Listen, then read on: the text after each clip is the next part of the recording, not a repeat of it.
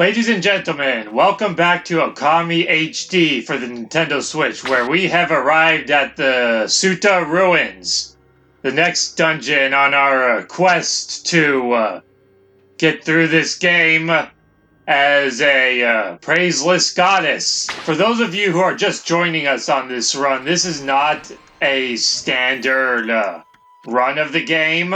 I'm skipping most of the story, so if you want to experience that, this isn't the place for it. I'm basically just trying to get through the game without upgrading my stats at all through praise, other than my wallet, so I can purchase the more expensive upgrades that would otherwise not be affordable. That being said, there are going to be a lot of cuts. As far as the dungeons go, I'm going to be skipping through most of it as far as the footage goes. It's mostly going to be focusing on things like puzzles where I have to use my limited ink reserves, and also battles where I'm going to need to be surviving with the tools I'm presenting myself. In addition to that, I feel like there's really not a whole lot I have to say about this game, really, compared to some of the others I've played. Yeah, it's a favorite of mine, but I've only played through it a couple times, so I don't really have that much of a history with it. Nor do I have any particularly interesting stories to go with the game, aside from what I had already explained about when I first got the game. So, we're just gonna be going through it in a more casual fashion. Well, using the term casual loosely, I guess, because the challenge of the run will likely not make it particularly casual. But the point is, I feel like I don't really have a whole lot to say about this game while playing it. So there's definitely going to be a lot of cuts when I'm not talking, or just when I'm trying to get through the dungeon in a hasty fashion, so I'm not taking forever trying to divide my attention between talking and progress. Especially because even though I really like this game, it's been a very long time since I've played it, and the times when I do play it are usually very scarce and far between. So there's a lot that I don't remember as far as navigating the dungeons, so I'm going to need to be focusing more on actually making progress in the game than trying to think of things to talk about.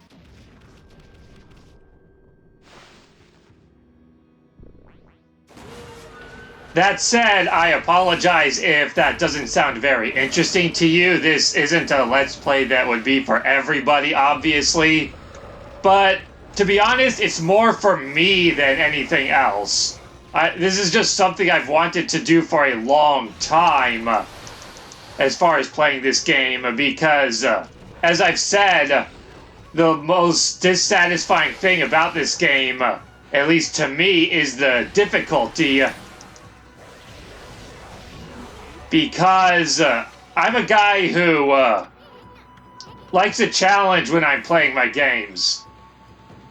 And so the fact that this game is just so easy really drags down a lot of the enjoyment I could get out of it. But despite that, I do still really like the game, so that's a testament to how good of a game it is, that I'm able to be interested in it for so long, despite the fact that it's so unappealingly easy.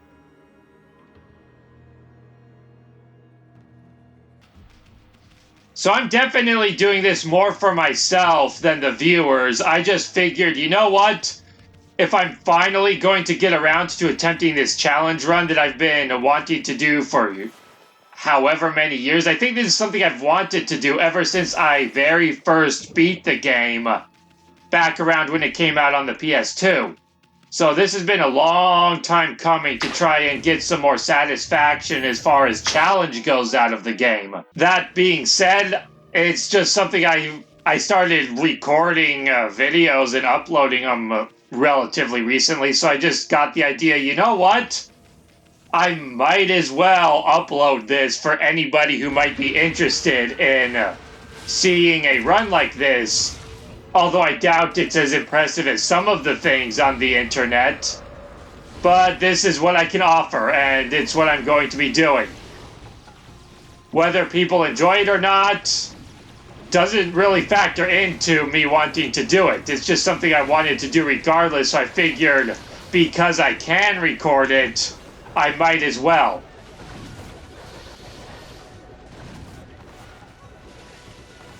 I should be able to hit that back like with the trees before. And then, of course, the game has to tell you, oh, hey, you can do this now. Just another thing attributing to how how easy the game is, and how it can just spell things out for you like that sometimes. Ow.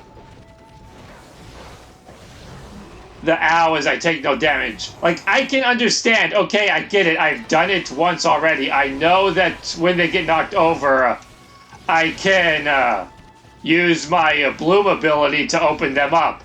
I don't need the game to tell me that every single time. I can pay attention to what's happening in my environment and deduce that for myself when to use that ability.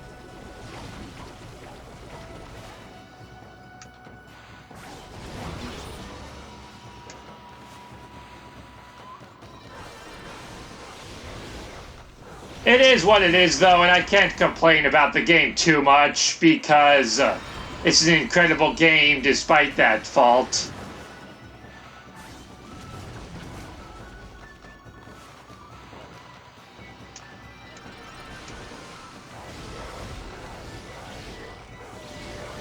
So let's just take these guys out. Get some more demon fangs for purchasing stuff later on. Although I keep forgetting to use Golden Fury, but that's fine. I could always farm for Demon Fangs if I really wind up needing them. But because I know how to get them from the early enemies, that gives me a huge head start over what the game expects.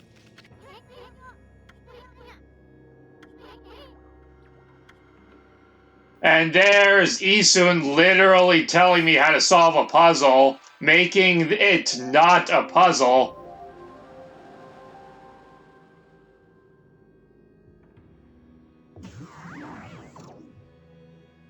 Attributing further to the game's low difficulty, it's not just the battles that are easy, it's also stuff like that, where the game just tells you exactly what to do in situations where any other game would require you to figure it out on your own. Onward to battle as we make flowers grow from stone.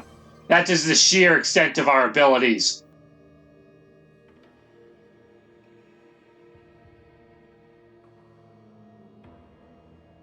That pan just makes this bridge seem so ominous.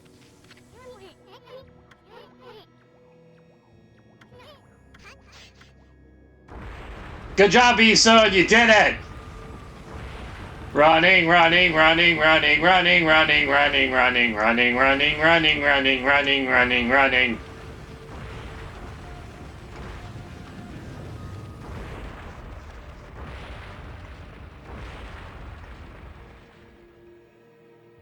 Funny thing is, that's the most Isun has really contributed to this quest so far, is making it so he can't go back. Oh, kind sir, can you let me through? Nah, nah, nah, nah, nah. So we need a key to get through that. I can't wait until I found all the possible food in the game, just so I don't have to have that keep popping up. Oh, you found a different type of food. It does the exact same thing as every other food, but we have to tell you again what it does. Hello, kind wall. Will you move? Yes, yes, yes, I know about your stupid weak points. Ka-cha!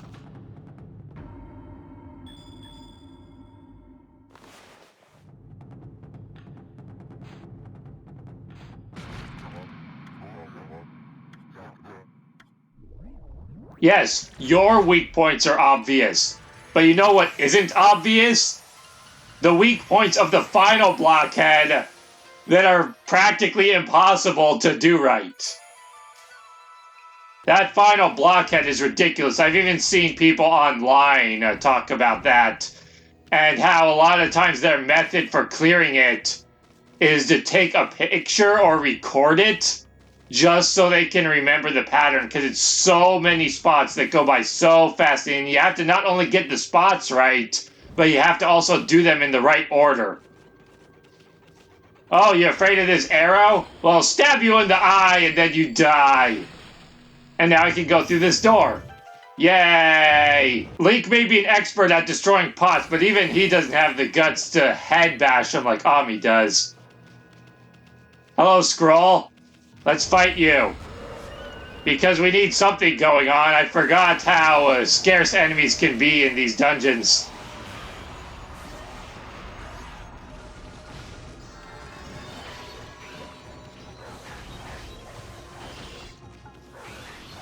Unfortunately, these enemies aren't anything extraordinary or interesting, just the same weak things we've been fighting so far. We're still very early in the game, so while I am weaker than I should be by this point, that weakness isn't very substantial. Sooner, eventually though, things will start to pick up and the battles will start to become a bit more engaging, I'm sure, having so little health. But we're not quite there yet. So I can imagine some people perhaps just wanting to wait until those later episodes when things start to become an actual challenge. Because then the fights will actually be interesting. Until then, it's just getting to that point. Rejuvenation is an interesting ability because the game, I feel, uses it a fair bit early on when you don't have much else available, but then once you get further on in the game, it just kind of sinks into obscurity. I don't feel like there's very many moments later on, past like the first story arc, where you really need to use that ability anymore. Alright, now we have multiple paths to take, and I actually don't remember where to go. This looks promising, though. So let's take out these gates. And to defeat these gates, we have to run through them and then fight demons that spawn from their whatever.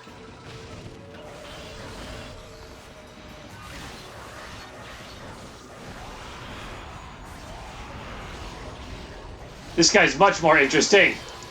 Let's fight more of these guys. They're much more interesting enemies than these stupid music-playing imps. Alright, it doesn't work if they block. I couldn't remember if that worked, if an enemy blocked it or not. Knock that back, and then kerpow! And then pee on you! And then circle you! And then kill you! The utmost humiliation combo! And then circle you again for good measure. Yay, health. And for quite some time, that's probably going to be a full heal. Circle these things. Reveal to me your treasures. A lacquerware set. I can sell that and a Holy Bone S, which will heal me fully. I don't even know if I'll need the larger Holy Bones by the end of the game for healing because I won't have very much health. I can't remember how many solar fragments there are in the game, assuming I even find all of them. Hello? Slash! Jump! I was too occupied by those other imps to fight this guy properly, but now that he's all alone, I just gotta get behind him and then he gets confused and vulnerable.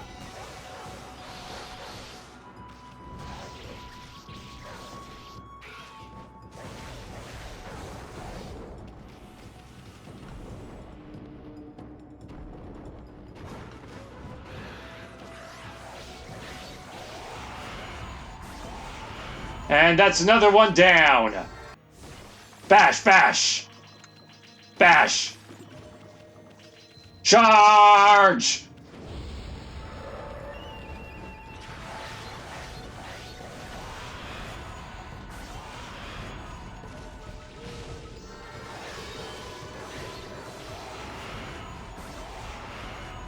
Get down here.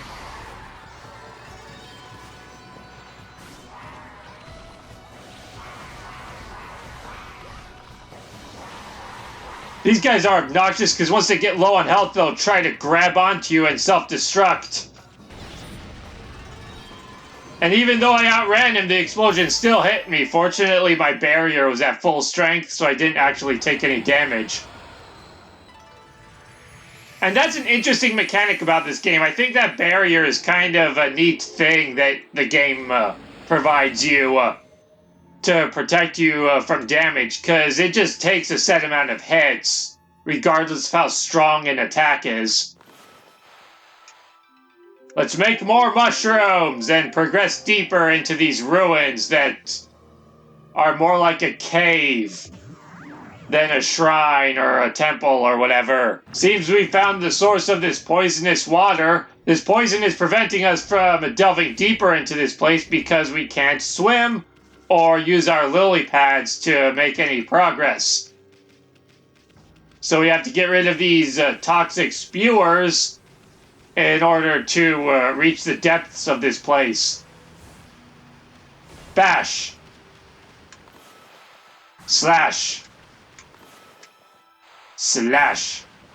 Oh, and I opened the treasure. Victory! The water has been purified by the power of breaking stuff. This didn't even need divine intervention, just a couple headbutts and we were good. And those headbutts were so powerful they made rocks grow. Yay, the map! That may be useful. Not that I've really been paying that close of attention to where I've been going anyway. I've just kind of been running around following a path laid out directly before me. But this is the first real dungeon in the game. I feel like you can't really count the previous areas. The first episode was basically just the tutorial place. And then Hana Valley is just a straight stretch of land, pretty much.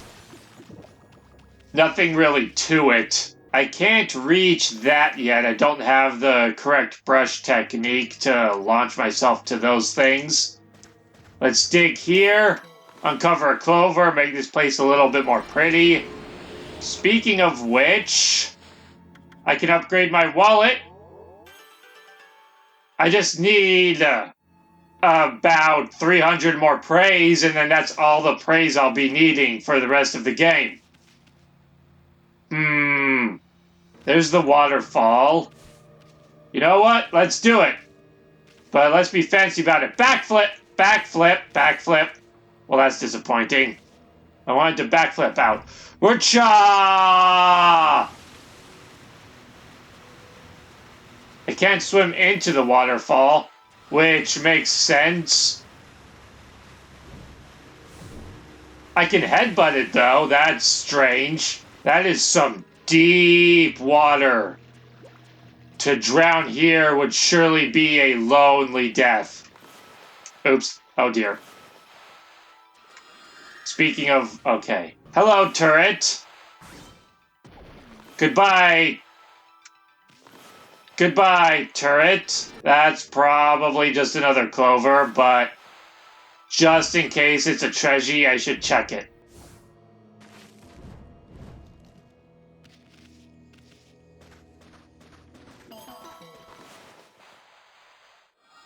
I mean, the sooner... Oh, I didn't even get it. Whatever, I'm not going back. That clover will forever be corrupted by darkness. Back at the beginning, but now we have a new path to go. I don't think I've been missing any side paths. So let's head into the light. Into the light we swim. Come to life, land. Be healed from the evil. And then praise me. Praise me for my greatness. More evil. Vanquish the evil with the power of paint. I remember when I first read about that and being very curious and fascinated by the idea of fighting with a paintbrush. And that was one of the things I was most interested about with the game, for sure, was just to see how that would be applied. What kinds of techniques you would be able to use in regards to fighting with a paintbrush, solving puzzles with a paintbrush. Just everything about this game deeply intrigued me when I first read about it in Game Informer, and just got me itching to try it. I probably anticipated this game more than most because of the intriguing aspects of it, such as that. Come forth, O other monkey man! Give me new powers so that I can complete this dungeon. Because if you weren't here, it would be impossible to win, and Amaterasu would be doomed to failure. Even if I happened to reach the boss, I wouldn't be able to defeat it. Because that's how these kinds of games work. They thrive on the idea that your challenges would be unbeatable unless the game provided you exactly what you needed at the exact right moment.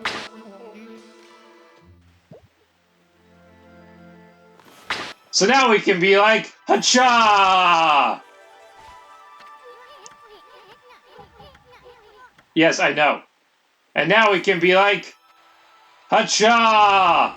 Allowing us to get further into this dungeon to the higher levels.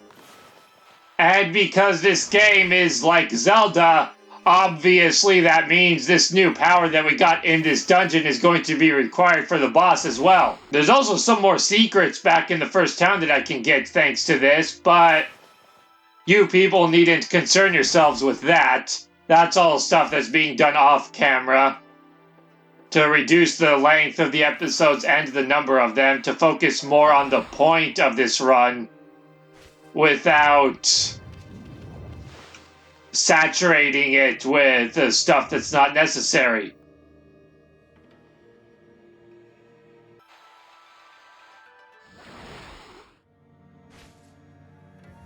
Oops, oops, oops. I hit the wrong button. Hit the wrong button. It let me backflip off there. Why couldn't it have let me do so when I wanted to?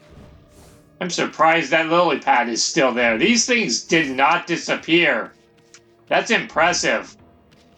Was the PS2 version like that as well? Was it able to remember that stuff so efficiently without having them disappear unless I made too many of them?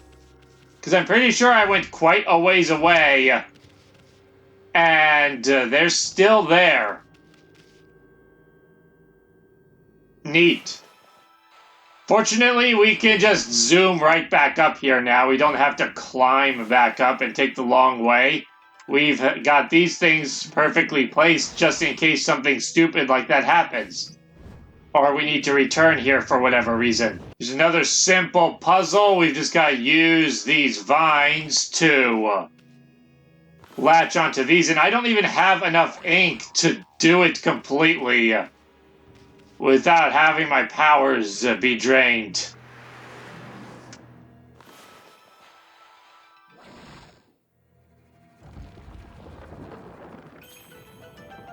Another puzzle solved. Into the head.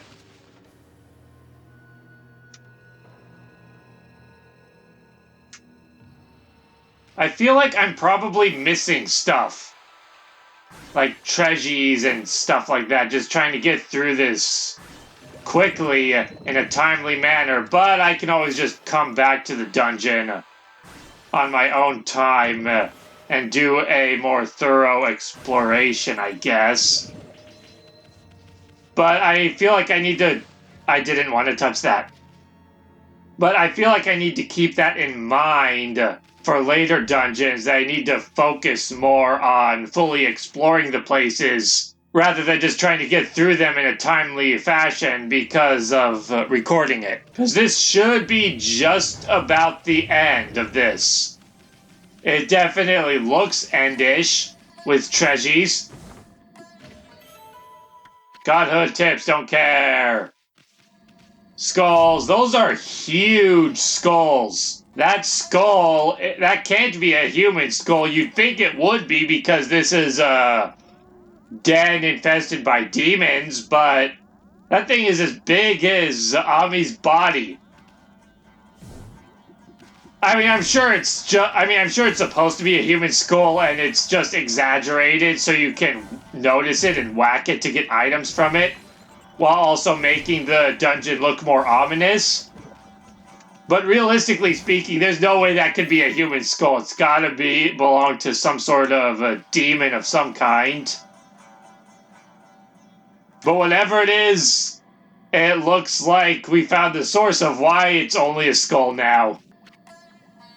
Yeah, we're ready. We're always ready. Leap first, think later. That basically becomes the motto of this game.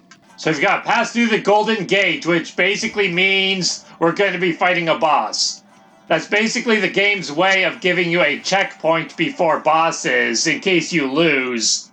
But it's not an actual save, so you still have to save properly before turning the game off, otherwise you're kind of screwed. And you have to redo the progress up to that point.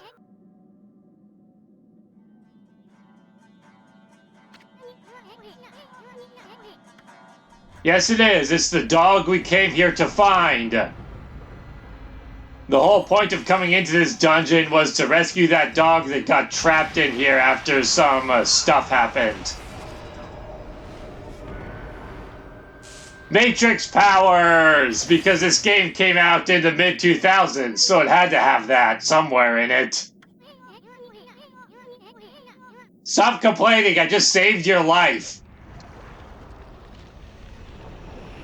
And here we have the first boss of the game, the Spider Queen.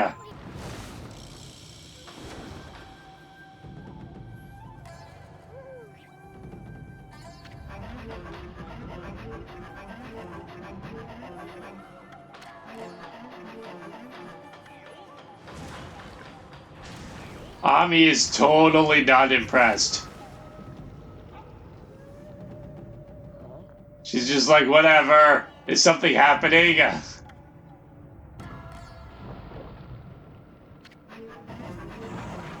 That's why she's such a great character. All this stuff is going on. This giant monster just threatened to eat her, and she's just like, whatever. This isn't anything to be worried about or take seriously at all.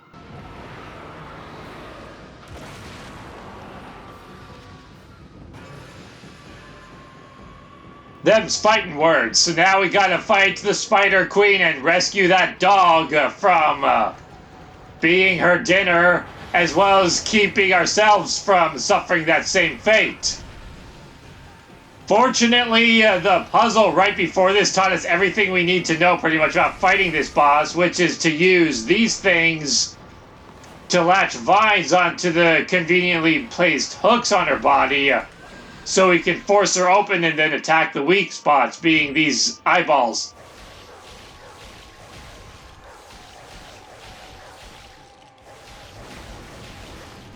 Just so long as we get out before we suffer the consequences of staying inside too long.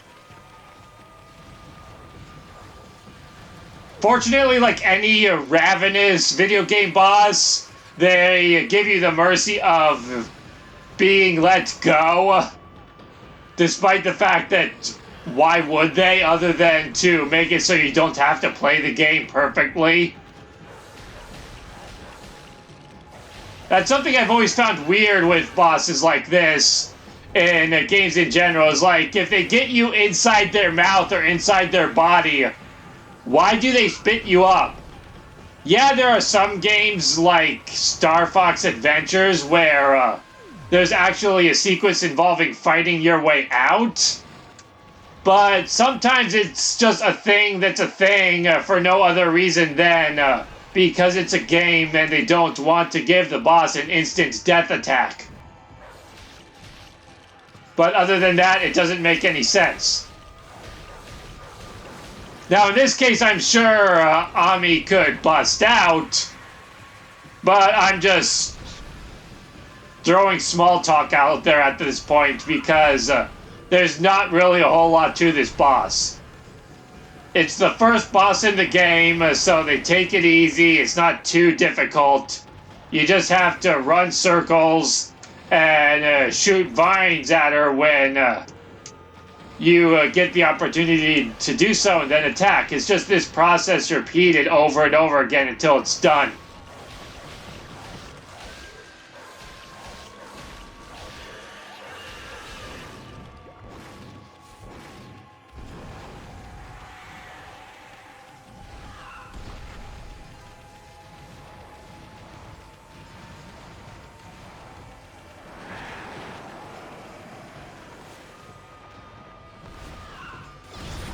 I wanted to actually see if I could cut that vine, but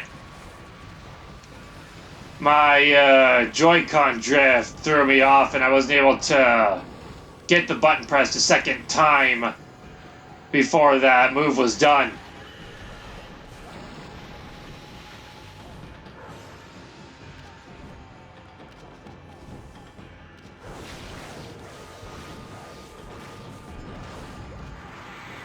Almost paid the price there for trying too hard to finish it off on that run.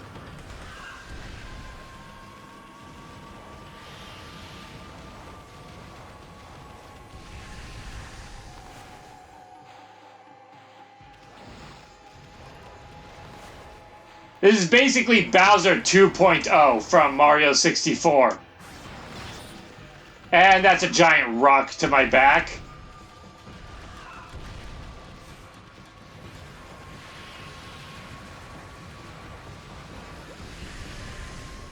I feel like so much of what she does doesn't do anything. Like, there's a lot of spectacle to this fight. Dang it. Like, there's a lot of spectacle to this fight, but overall, a lot of the things she's doing is just running around, not really doing anything. A little too early on that. I can get this. Or not.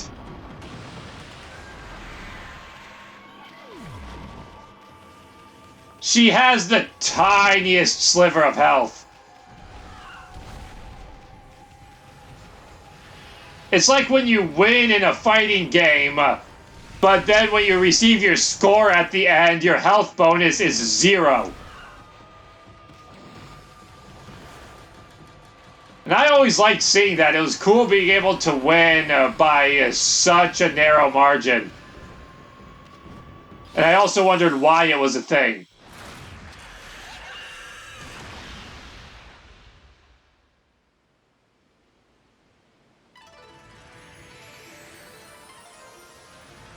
Alright, looks like that's it. I remembered there being more phases to that boss fight, but I'm probably just thinking of something else because there are a couple other Spider Queens you fight, some optional, some not, throughout the game. And so I must have just been mixing those up with this one having multiple phases. Huzzah! Not only did we defeat the first boss, but we also get a new weapon.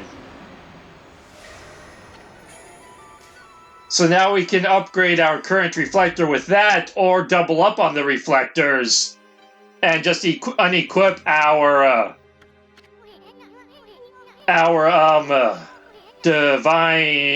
rosary weapon entirely. With that, we've completed the Suda Ruins. If you enjoyed the video, be sure to like, comment, and subscribe, and thanks for watching!